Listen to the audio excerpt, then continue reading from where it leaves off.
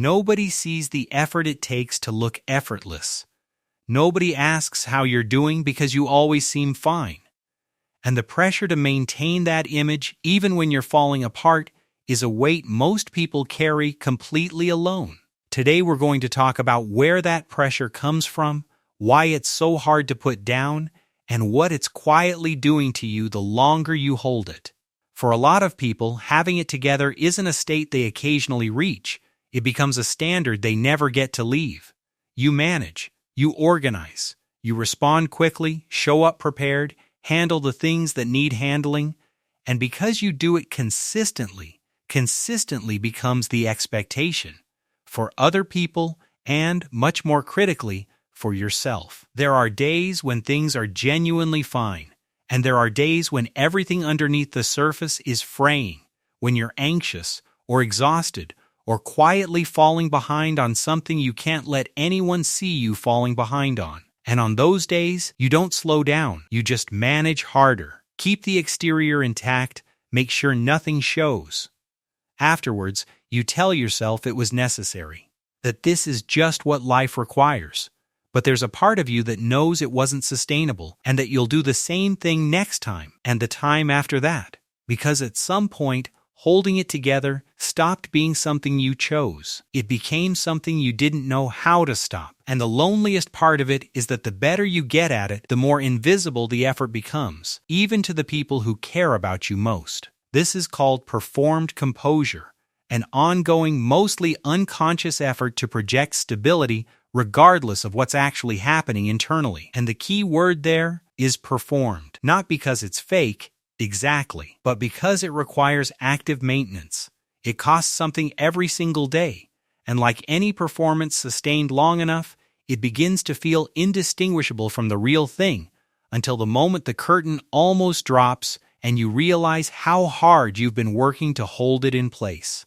What makes this pattern particularly difficult to see is that it is relentlessly praised. People trust you, depend on you, describe you as reliable, grounded, composed, and those words, however well-intentioned, function like a cage because they describe a version of you that now feels non-negotiable to maintain.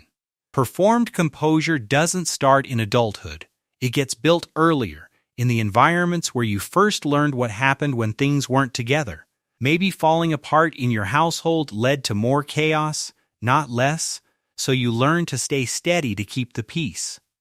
Maybe showing stress or struggle made you a burden to people who were already overwhelmed, so you started absorbing your own difficulties quietly.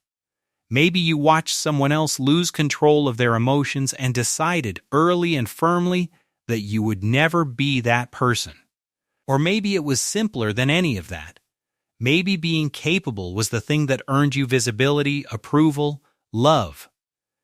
Maybe the times you were praised most were the times you handled something difficult without making it everyone else's problem. And so you learned, the way children learn everything, through cause and effect. That composure was what made you worth something. The pattern set in, it got practiced, it got reinforced, and now it runs so automatically that you don't experience it as a choice anymore. It just feels like who you are. It shows up in ways that look like competence until you look more carefully. You minimize your own stress in conversation because articulating it feels like complaining. You delay getting help, medical, professional, emotional because needing help feels inconsistent with the image. You apologize quickly and move on in conflict because you can't risk looking reactive or out of control. You carry worry about things nobody around you knows you're worried about. And in your quieter moments, the ones nobody sees, you sometimes feel a strange, complicated resentment toward the people who get to be messy, who get to show their uncertainty, who get to be mid-process in front of others without it meaning anything about them. You don't want to be them, but some part of you grieves that it's never felt like an option for you. I want to ask you something honestly. Is there someone in your life who you think genuinely has it together, or does this video make you reconsider whether you actually know what's going on underneath? Leave that in the comments, and if this is about you, you can just say that too. The longer performed composure runs, the higher the toll it extracts. It makes real support nearly impossible to receive. Because asking for help requires admitting you need it, and admitting you need it feels like breaking a promise you made to yourself a long time ago. So you stay in difficulty longer than you need to. You solve things alone that would be solved faster and with less damage if you let someone in. It builds a private inner life that nobody has access to. Thoughts, fears, and struggles you carry entirely alone, not because you lack people who care, but because the habit of concealment has become too deeply grooved to interrupt easily. And the cost that accumulates slowest but cuts deepest, it makes you a stranger to yourself. When maintaining the image becomes the primary project, the actual experience underneath it stops getting much attention. You begin to lose track of how you genuinely feel because you spend so little time with it before covering it over. The image of having it together does not protect you from falling apart. It just means that when it happens, and it will, because it always does, it happens privately, without witnesses, and usually much harder than it needed to be. The pressure you carry isn't strength.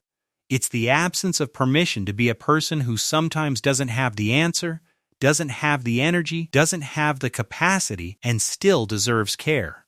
You are not holding it together because you're stronger than other people. You're holding it together because at some point, letting go felt like it had consequences you weren't willing to risk. That instinct made sense then. It protected something real. But you are not in that place anymore. And the thing it's protecting now isn't you, it's the idea of you. And that idea doesn't need your protection nearly as much as you think it does. 3 things that are genuinely, practically useful. First, give one thing an honest name, not to the whole world, to one person in one moment. Not I'm fine, just tired. The real thing underneath that. Practice letting the actual sentence out even once. That is not a small act. For people who have been performing composure for years, it is the beginning of a significant shift.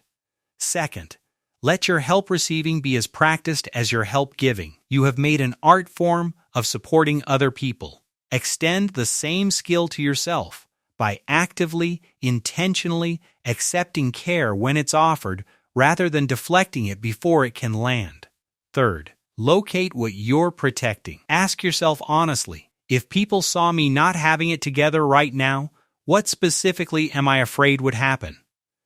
The answer to that question almost always traces back to the original environment where the pattern formed. And seeing it clearly, really seeing it, is how it begins to lose its grip. Nobody sees the effort it takes to look effortless. That was where we started.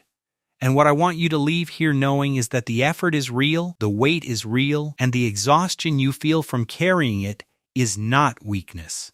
It is the entirely reasonable response of someone who has been working too hard for too long to keep a version of themselves intact that was never meant to be permanent.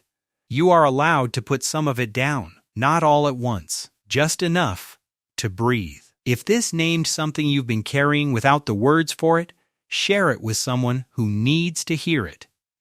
Subscribe. Every week we go into the psychology behind the patterns that quietly run people's lives. Real insight, not generic advice. And leave a comment with this.